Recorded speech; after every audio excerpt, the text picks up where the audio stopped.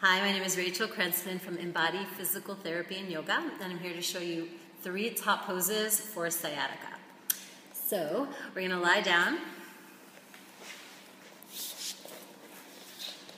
and take a strap or a belt. Take the right leg up.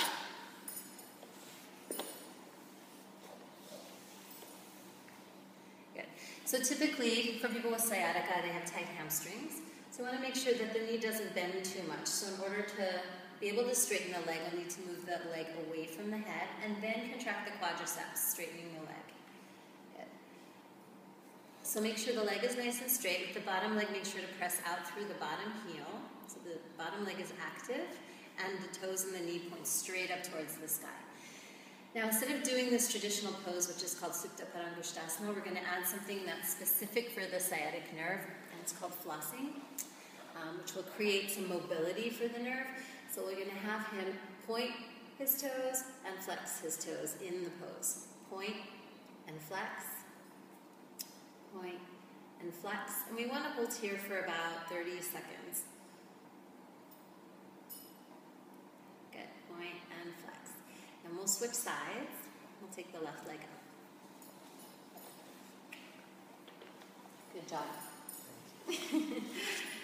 So left leg up.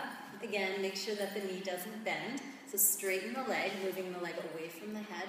Contract the quadriceps, push out through the heels, and then begin the flossing, pointing and flexing the top leg. If there's any pain in the buttocks, in the low back, then you've gone too far. You need to back away a little bit and just do it lower. So we always want to stretch just below the edge of pain. Okay? And lower the leg down. That's our first pose, Supta Parangusthasana. Second pose is a supine piriformis stretch.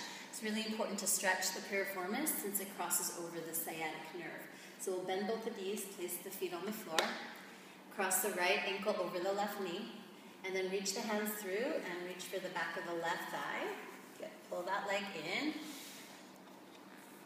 Now, as he pulls the leg in, we're going to push that right thigh away from the head with the right elbow.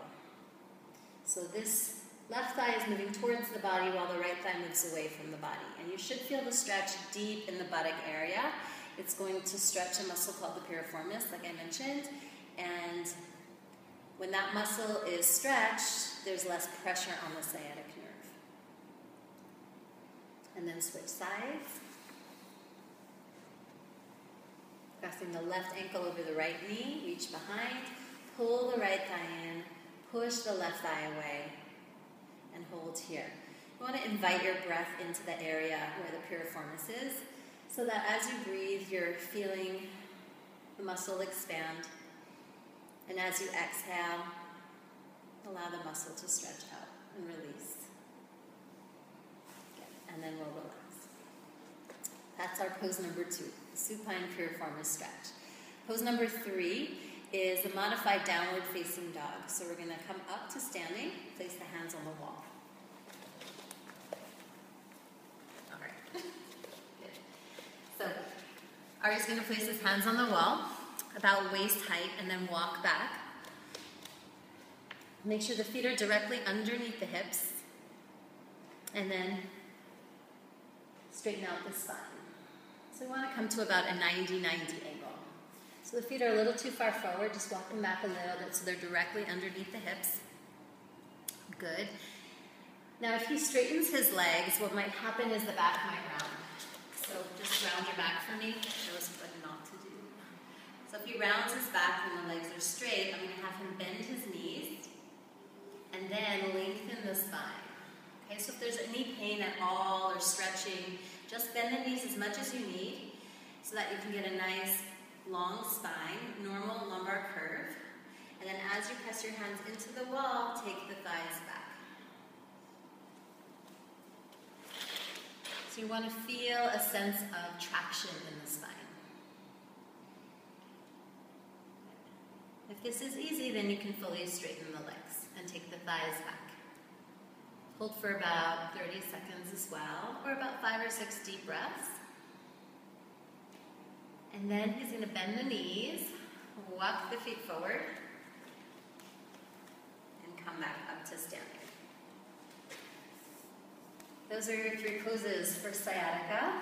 If you do this regularly, at least 4 or 5 times a week, a little bit in the morning, a little bit at night, it will help a lot. Please let me know how it works for you.